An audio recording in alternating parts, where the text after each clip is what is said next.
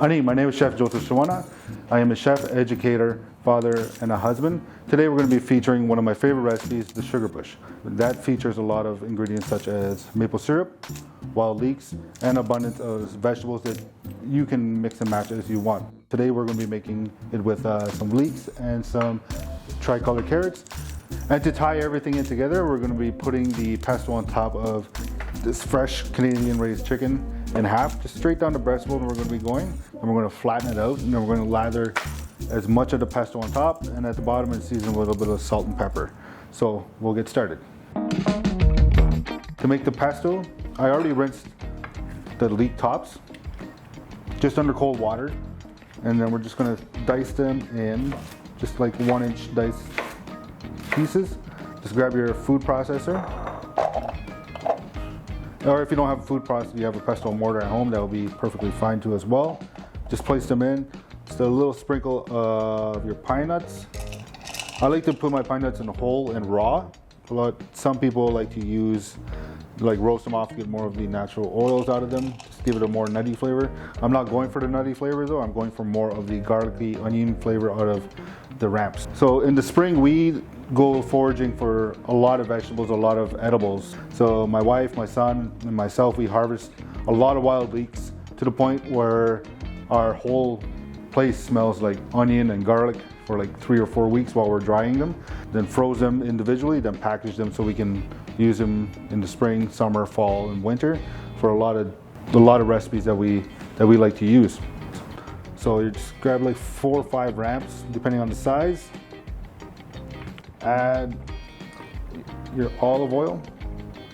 This is just going to add a little bit more flavor to your pesto. You can use any oil you want. I just prefer to add a little bit more flavoring to my wild leek pesto. Maple syrup just to sweeten it up a little bit, and it'll actually give the chicken, while it's cooking in the oven, a nice caramelized color.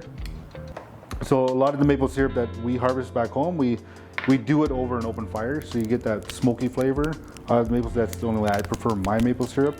Then get it a nice amber color. It has a little known fact about maple syrup. It's one of the only sugars that diabetics can consume just because of the natural minerals that are in the syrup itself. All sugar is not healthy, but it's it's a little bit more healthier than any other sugar that you can find. So, which is why it's so important to my community and to my whole family that we only use this sugar instead of other sweeteners. So a lot of my cooking, I use maple syrup as a sweetener or maple sugar.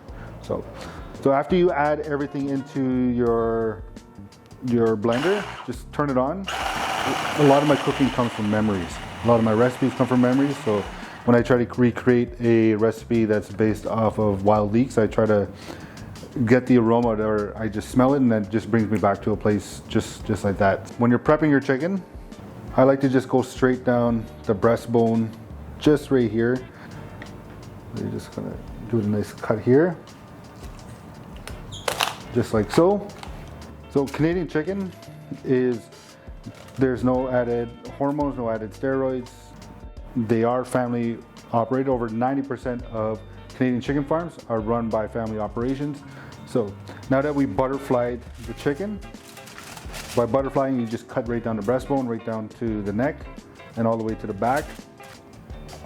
So grab your wild leek pesto that you made, or your wild ram pesto, and then just generously put it all over your chicken. Funny enough, our word for chicken is bakakwe.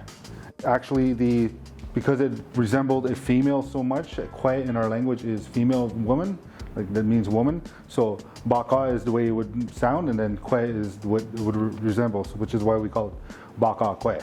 And just a little bit more maple syrup just drizzle it on top, just to give it that nice caramelized color.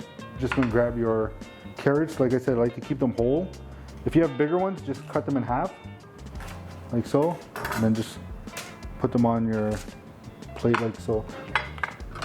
Your leeks, just give them a quarter in half again. Grab your little bit of olive oil and just for your veg, just like so. Then we're going to be placing this in a oven set at 375 degrees. That's preheated for about 40 minutes, just until the internal temperature reaches 165 or 167, depending on your oven. It does vary from oven to oven. So my name is Joseph Shawana. I would like to say miigwech for coming into my kitchen to let me showcase my Sugarbush recipe featuring Canadian chicken that is raised by Canadian farmers. Miigwech.